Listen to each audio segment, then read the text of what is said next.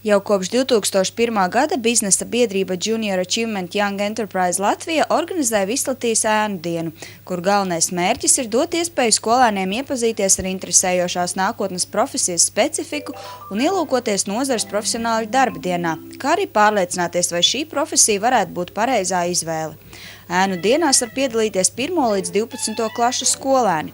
Ventspilī skolēni varēja ēnot gan skolotājus, bankas darbiniekus, mediķus, ugunsdzēsējus un policistus, kā arī citus nozares profesionāļus.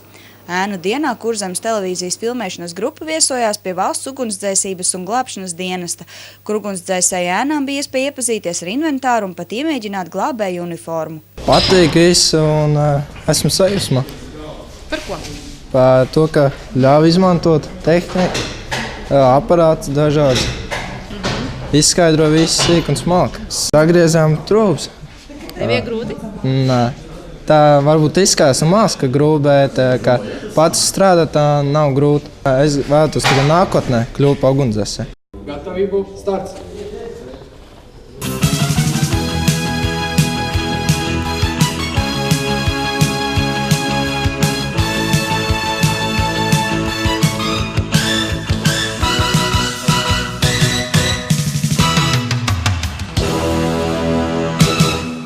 Priecamies par to, ka cilvēkus interesē mūsu darbs.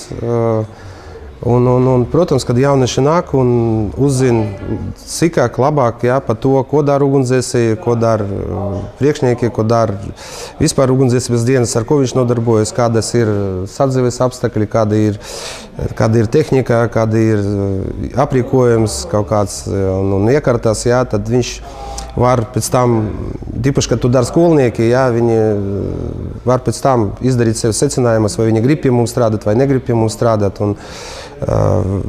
Principā, es domāju, tas ir diezgan labs pasākums, kas var nākotnē veicināt cilvēkus, ka viņi ies tieši strādāt ugunsdzēsības dienestā. Ēnu diena ir vispār laba lieta. Tani situācija, ka bērns vai skolnieks varētu uzzināt to darbu nevis no ārpuses, skatoties, kā strādā ugunsdzēsēji, bet no iekšpuses.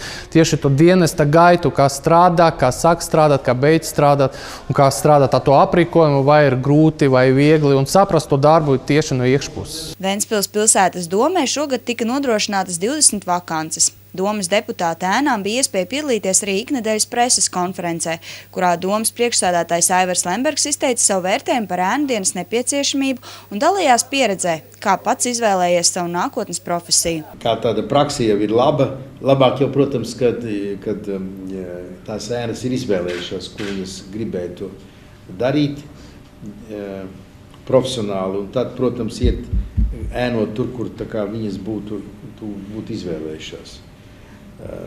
Tas būtu. Kaut gan, protams, tur par dažām stundām iegūt priekšstatu par kādu profesiju droši vien ir pagrūti. Piemēram, es domāju, ja cilvēks grib kļūt par ārstu, tad viņam jāiet ir ar ēnošanu pa maz. Vasarā brīvlaikā jāpastrādā par sanitāru. Ja viņš to var panest, tad viņš var būt ārsts. Ja viņš to nevar panest, viņš nevar būt ārsts. Es kā politiķis, kā publiska persona, šajā gadījumā pozitīvi tas, ka labi, kaut vēl divas meitenes, 4 meitenes, apmēram redz kaut kādu ļoti īsu brīdi, ko tad tas domas priekšstādātājs īsti dara, kāds viņam tas darba, ko viņš mazliet nodarbojas. Protams, tas ir tikai viens neliels jautājums. Kaut kādi šodien tur 3 kaut kādi notikumi, kas tiek redz, bet tomēr tas veido kaut kādu dzīvu piemēru, nevis tur avīzē 5 reizes uzrakstīt. Daži Ventspils skolas skolēni ēnu dienu pavadīja Saeimas namā, kur tie dienas garumā bija ēnas Saeimas deputātiem Ventspilniekiem Danai Reizniecei Ozolai, Jānim Vucānam un Gundaram Daudzam. Es izmantoju katru gadu izdevību paņemt sev ēnas, jo man šķiet vispār ēnu diena ir tāds unikāls pasākums Latvijā. Es neko līdzīgu nezinu nevienā citā valstī. Es zinu, ka ārlietu ministrs pagājušajā gadā arī stāstīja saviem ārvalstu viesiem kāds labs pasākums, kad jauniešiem ir iespēja iepazīt mūsu darbu un arī redzēt, kāds reāli notiek. Un tāpēc šogad man ir 4, bet arī iepriekšējos gados ir vairākas ēnas. Ja man būtu bijusi iespēja, kamēr es vēl nebiju izvēlējusies, ko dzīvē darīt, kādu cilvēku ēnot, es būtu ļoti priecīga. Mums nebija tad vēl tāda paraduma, bet ēnām pašām noteikti jājautā. Katrā ziņā no iepriekšējo gadu pieredzes mēs pēc tās dienas, ko esam pavadījuši darbā, kopā, tad pārunājam, kas patīk, kas nē, kas viņiem šķits ir interesantākais. Un vienmēr ir, var redzēt, jauniešu acīs tāda liela aizrautība un apmierinātība. Par politiķi, man liekas, vēl pagaidām pāragri spriest. Jā, tas vēl ir.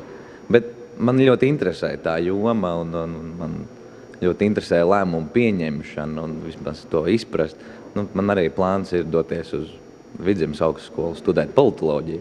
Un tad, to redzēt vispirms dzīvē un tad to izstudēt. Un tur ir tie virzieni, ko darīt, ir šausmīgi daudz.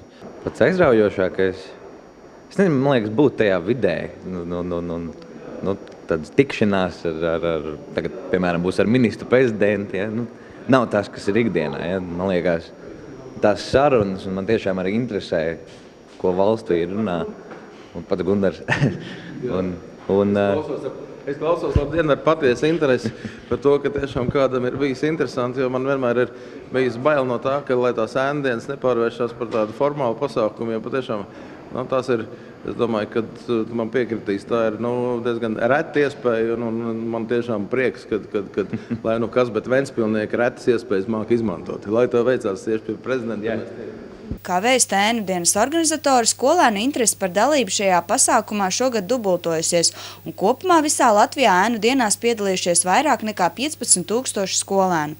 Turklāt ēnu dienu devēju vakanču skaits šogad pieaudzis par 1000, kas apliecina, ka šāds pasākums ir nepieciešams ne tikai topošiem profesionāļiem, bet arī nākamajiem darba devējiem. Gita Mārtiņsone, Zane Brikmane, Irina Kurgānoviņš, Žodzeņš, Andrejs Kulīgins, Kurzemes televīzija.